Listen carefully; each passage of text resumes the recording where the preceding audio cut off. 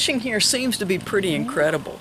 This is a boat launching area, and this morning we were sitting out here watching, and a team of people came up. A guy was in the boat, and he's sitting in the boat waiting for his friend to go park the truck. And just sitting there in the boat waiting for his friend, he caught a really decent sized fish. And I would have kept it, but it made me think about a passage that we don't really hear very often. And it was a time when Jesus and the disciples were traveling, and tax collectors came to Peter. And they said, what, Jesus isn't going to pay taxes? And Peter's like, sure we are. So he goes to Jesus and he asks him, he said, look, these tax collectors have come, what do I tell them?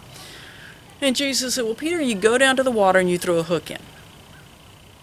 Now, Jesus' actual point was the son is exempt, but I don't want to offend them, so we're going to pay taxes.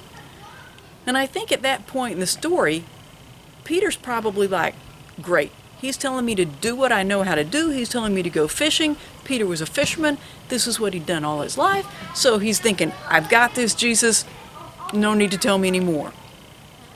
But what Jesus told him to do was to go throw a hook in the water, and the first fish that came out, open its mouth, and in his mouth you're going to find a shekel or a coin, and then go pay our taxes. I can imagine Peter just scratching his head going, what?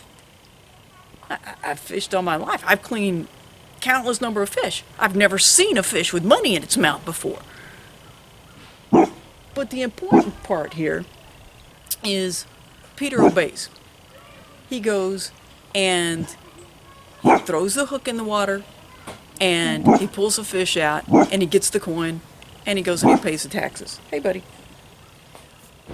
Now, I'm going to be real honest.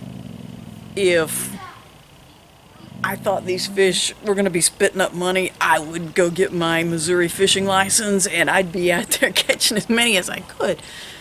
But the point here is, so often when we are seeking God's will, we understand one step, and that's how much we need to understand. But often we think, oh, I know where this is going to lead. I know how this is going to play out. And it turns out very differently than what we imagine. But what's neat, when we're living our lives trusting God, is it always turns out better than anything we could ever hope or imagine. So today, if you're seeking God's will, that's awesome. Take each step that He shows you, trust and obey, and you're going to be overwhelmed by the blessings He's going to bring your way. May not always look the way you think it's going to, may not always be a smooth ride. But if we've placed our faith and trust in Jesus Christ, we know it's going to be best.